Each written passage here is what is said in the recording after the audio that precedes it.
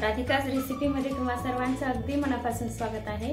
आजच्या व्हिडिओमध्ये आपण एकदम आईस्क्रीम पार्लरमध्ये मिळते त्याप्रमाणे जबरदस्त अशी आपण राजभोग आईस्क्रीम तयार करणार आहोत।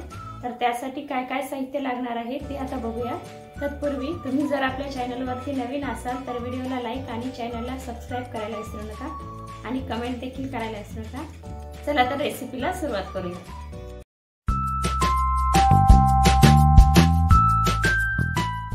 आईस्क्रीम बनवण्यासाठी या ठिकाणी मी 1 लिटर दूध घेतलेलं आहे। हे दूध मी आधीच तापवून थंड केलेलं आहे। आता आपण यातलं अर्ध दूध खवा बनवण्यासाठी काढून घेणार आहोत।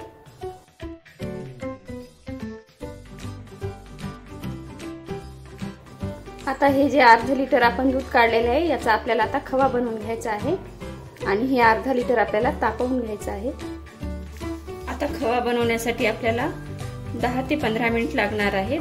आता मोठ्या गॅसवरती आपल्याला हा खवा बनवून घ्यायचा आहे आणि सतत आपल्याला दुधाला ढवळत राहायचं आहे आणि बाजूने आलेली साय आपल्याला यामध्येच मिक्स करून घ्यायची आहे। बघा जवळपास 5 मिनिट होत आलेले आहेत। आपलं दूध थोडंसं आटत आलेलं आहे। अजून आपल्याला 10-12 मिनिट लागतील। बघा जवळपास 10 मिनिट झालेले आहेत। दूध आपलं एकदम आटत आलेलं आहे। एकदम आपल्याला खव्यासारखं घट्ट बनवून घ्यायचं आहे। अजून 5 ते 7 मिनिट आपल्याला लागतील। बघू शकता आपलं दूध चांगलं घट्ट झालेलं आहे। अजून आपल्याला 2 ते 3 मिनिट लागणार आहेत खवा बनण्यासाठी। बघा अशा पद्धतीने आपला खवा तयार झालेला आहे। आता आपण काढून घेऊया। आता याच कढईमध्ये आपण उरलेलं अर्धा लिटर दूध गरम करायला ठेवलेलं आहे। या ठिकाणी मी 2 चमचे कस्टर्ड पावडर घेतलेलं आहे। तर यातलंच आपल्याला दूध थोडंसं काढून घ्यायचं आहे आणि स्लरी तयार करायची आहे।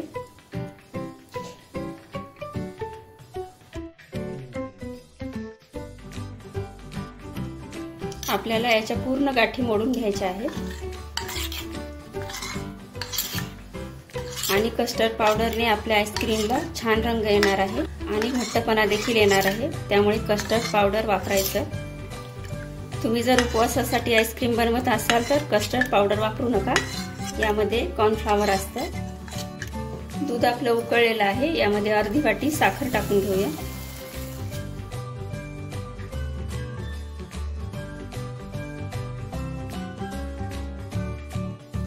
आता साखर टाकल्यानंतर आपल्याला दुधाला 2 ते 4 मिनिटांसाठी आपल्याला थोडंसं आटून घ्यायचं आहे। साखर तुम्ही तुमच्या आवडीनुसार टाकू शकता। तुम्हाला जसं गोड आवडत असेल त्याप्रमाणे तुम्ही साखर वापरू शकता। आता यामध्ये आपण अर्धी वाटी मिल्क पावडर टाकून घेऊया।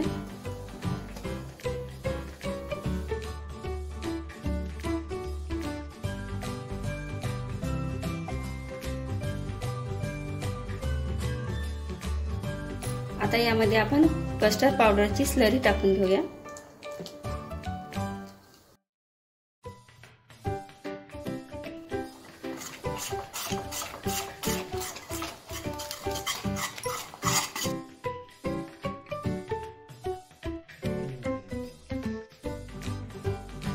बघू शकता आपल्या दुधाला छान घट्टपणा आलेला आहे। आता या स्टेजवरती आपल्याला गॅस बंद करून टाकायचा आहे। आता हे दूध आपल्याला थंड करून घ्यायचं आहे। बघा अशा प्रकारे आईस्क्रीमचं मिक्सर पूर्ण थंड झालेलं आहे। आता आपण मिक्सरच्या भांड्यामध्ये टाकून ग्राइंड करून घेऊया।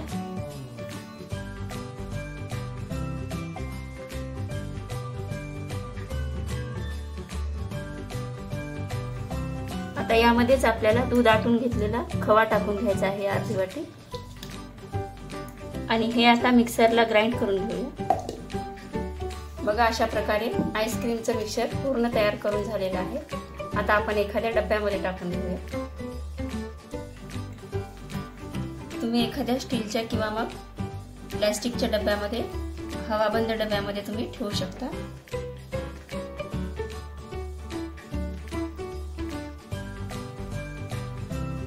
आता हे मिक्सर आपल्याला पूर्ण 2 तासासाठी आपल्याला फ्रीजर मध्ये ठेवून द्यायचं आहे। जवळपास 2 तास झालेले आहेत। आईस्क्रीमचं मिक्सर एकदम व्यवस्थित असं झालेलं आहे, बघू शकता। आता आपण अजून एकदा मिक्सरच्या भांड्यामध्ये टाकून ग्राइंड करून घेणार आहोत।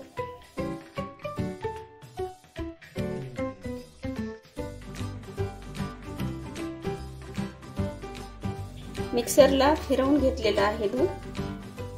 आता आपण याच भांड्यामध्ये परत टाकून घेणार आहोत। आपल्याला राजभोग आईस्क्रीम तयार करायची आहे, तर त्यासाठी आपल्याला भरपूर असं बदामची पावडर लागणार आहे, जाडसर वाटून घेतलेली आहे। राजभोग आईस्क्रीम मध्ये ड्रायफ्रूट जास्त असतात, तर त्यानंतर आपल्याला लागणार आहे काजू, ती पण जाडसर वाटून घेतलेली आहे। काजूचे मोठे मोठे काप करून तुकडे टाकलेले आहेत। त्यानंतर पिस्ता आहे आणि थोडीशी विलायची पूड आहे। आता पूर्ण मिक्स करून घ्यायचं आहे।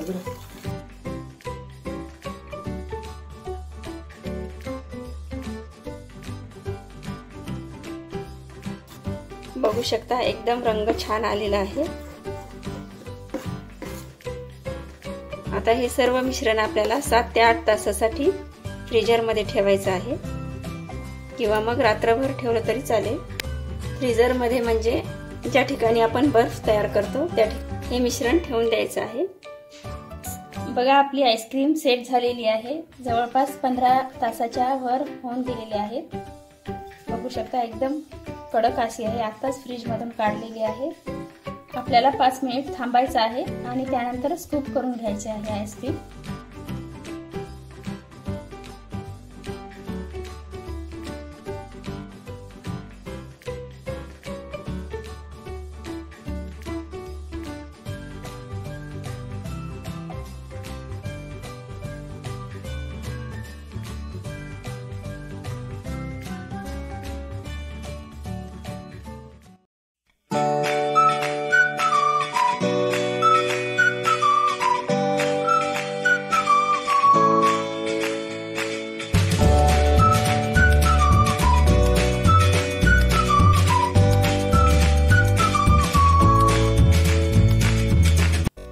एकदम आईस्क्रीम पार्लर मध्ये मिळते त्याप्रमाणे आपली राजभोग आईस्क्रीम तयार झालेली आहे।